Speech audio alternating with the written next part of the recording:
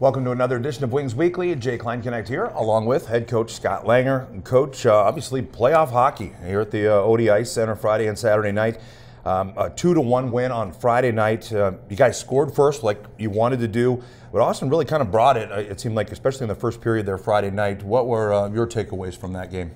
Yeah, they played a real solid game. They obviously we got out early, which was good, but it just seemed like we were a little tight as a team, and it's kind of expected when you're entering the playoffs. There's obviously a lot of eyes on you as the top seed, but finding the way to win the game is the most important thing, and we did, and we played good enough. Obviously, Vernon had a real solid game in that to give us that opportunity, and I thought the way we reacted to the game we played the next night was even bigger. Mm-hmm.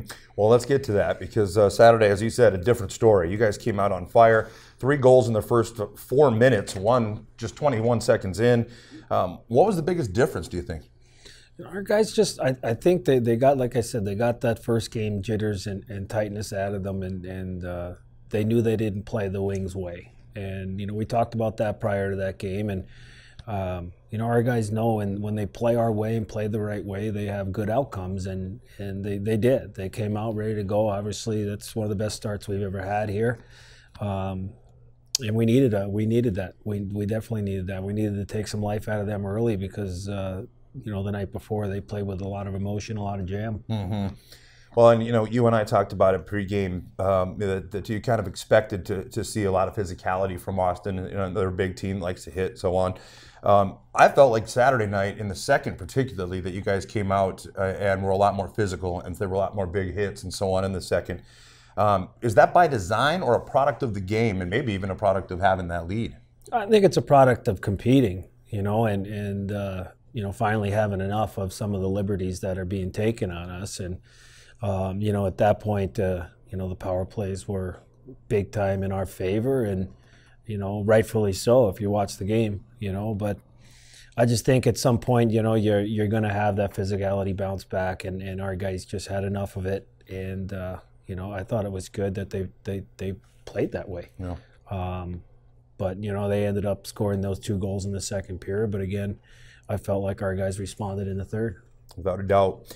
Well, the kill was perfect all weekend. Power play had a little bit of struggles, but you get one on Saturday. And is it Austin's kill that's playing pretty well at this point, or maybe something schematically there, or what are you thinking about on the power play? Yeah, I think Austin played with a lot of energy on their kill. They knew that our power play was humming at a pretty good rate coming into that series, and they needed to work hard against it. I thought that Coach Hill made some great adjustments on the power play, and it's not the easiest thing to score on, even though you're a man up. And yeah. As the series goes on, it's going to have to get better. Late in Saturday's game, down 2, Austin pulls their goalie for the extra attacker. You guys are able to add 2 empty net goals. But I wanted to ask you about the 6-on-5 versus a kill situation. Does having that many skaters on the ice allow you to be more aggressive, or is it similar to killing off a penalty? Is there a difference? Well, I think it's a little similar to killing a penalty. I mean, your structure's there, and obviously you have to be on the right side of the puck and willing to block shots, and a lot of that stuff is ingrained in your penalty kill. So. Mm-hmm.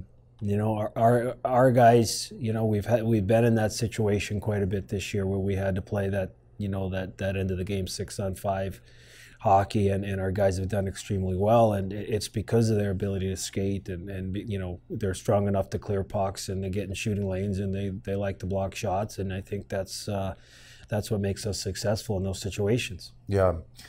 And watching players, you kind of actually alluded to this a little bit about some of the liberties that were taken and so on, and we saw a lot of that over the weekend.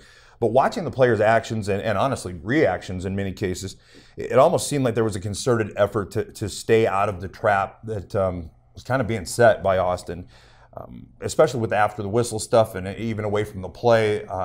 Was that a message that you guys talked about, was just sticking to your game plan, executing, and not getting sucked into that? Yeah, absolutely. I mean, discipline is a huge part of playoff hockey. I mean, you have to be willing to take some of that stuff and forget about it really quick and understand it's all about winning the game and, you know, getting even.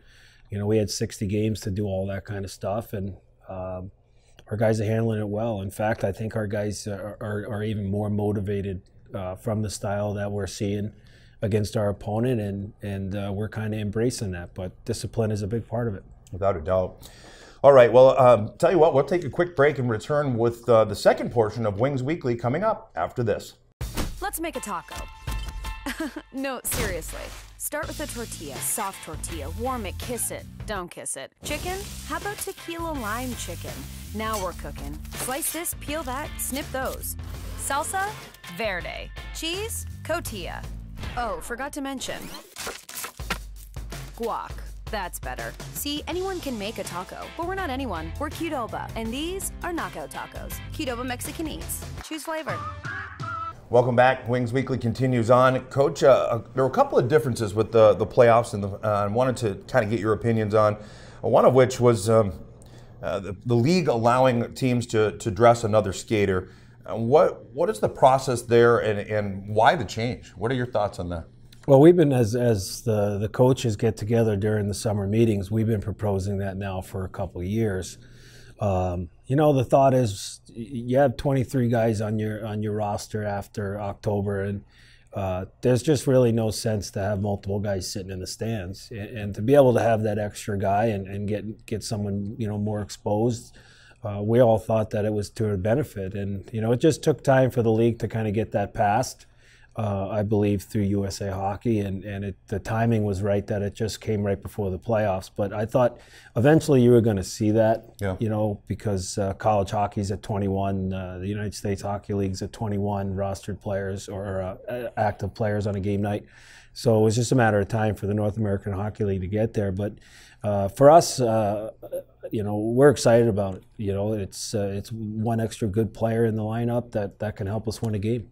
Well, what was the hang-up, or why did it take longer for the North American League to get there, do you think, than like you said, college or the USHL? Yeah, I'm not real certain about that. I think that originally, once it went from the coaches, it was taken to the ownership and the board of governors, and maybe they were a little uncomfortable with it at first, and then as they started to listen to the coaches, it kind of grew on them. I think we got past that hurdle, which was a great decision. And then I believe that they had to get it through USA Hockey, who's the governing body. Okay. Well, not a change really, but over the course of the regular season, there have been a handful of games where we've seen a four-man officiating crew. All the playoff games had a four-man crew over the weekend. What are your thoughts on the four-man crew versus the three-man crew? Do you have a preference? Well, we didn't have it too many times during the course of the year. I thought the times during the course of the year, there was some stepping on toes going on between the officials, and again, their development, they're in the development process, no different than our players, and that's going to happen. But I thought these two games were officiated pretty well. I thought both guys did a good job, and they didn't step on one another, and they made the calls. I think for us in this type of series where things are going on behind the scenes, I think it's to our advantage to have that backside referee, you know, catch some of that stuff that's happening behind the play. But as a league, you know, the league decided they were going to go to a four-man system throughout the entire playoffs, and we all have to adjust. Yeah. Well, it's a good point that you bring up, because obviously with one referee, he's following the puck, following the play, and there's stuff behind the play that isn't necessarily getting caught. But with that extra set of eyes, hopefully that it will. Well, on the road for Game 3, no doubt Austin's going to be playing with a lot of emotion with the prospect of being eliminated. Do you expect anything different from the Bruins? I think their level goes up even more. I think that anytime a team's in desperate times, that guys are going to play desperate, and you know they have. You know, they played some good hockey over there. Even though the outcome was us in both games, there was some good hockey being played by Austin. And, you know, they present some difficulties that we have to get around. But I expect them to give us everything they have. Well, and you mentioned it, again, with them on the brink of elimination, really, can there be an advantage to playing a team that is a little bit on the desperate side, that may start to feel like things getting away from them as the game goes on? Can you kind of capitalize on some of that? Yeah, I think it's how the game goes. I mean, it's what the mentality is over there. You know, if they get down by a couple, is it over mentally for them? I don't know. I would think a competitive team, you know, would realize they're never out of a hockey game and they're just going to give it right to the buzzer. So, you know, none of that is going to affect our team. We're going to go in there with the same mindset that we have here going through the playoffs. We know that how we have to play to win games. When we don't play that way, we're not successful. So our whole process this week is to make sure our mindset is we're going in there with Wings hockey, and if we play it well, we should be successful. Okay. Well, folks, as we were talking about, Friday, April 19th, it's at the Austin Bruins at 7:25 puck drop. If necessary, Saturday, April 20th, 7:25 puck drop. Games will be on at Buffalo Wings and Rings in Aberdeen or by logging on to hockeytv.com. Tune in to 94.1 The Rock, hubcityradio.com, or The Rock app. Possible Game 5 at the Odie on Monday, April 22nd versus the Bruins, if necessary, and that would be a 7:15 puck drop. And for all the latest news and information on the 2019 Robertson Cup playoffs, you can visit the AberdeenWings.com website or follow us on Facebook, Twitter, and on Instagram. Coach, I appreciate you joining me, and that'll pretty much wrap up this week's Wings Weekly. But again, best of luck coming up against Austin. Thanks, Jay. All right, folks, that'll be it for this week's Wings Weekly.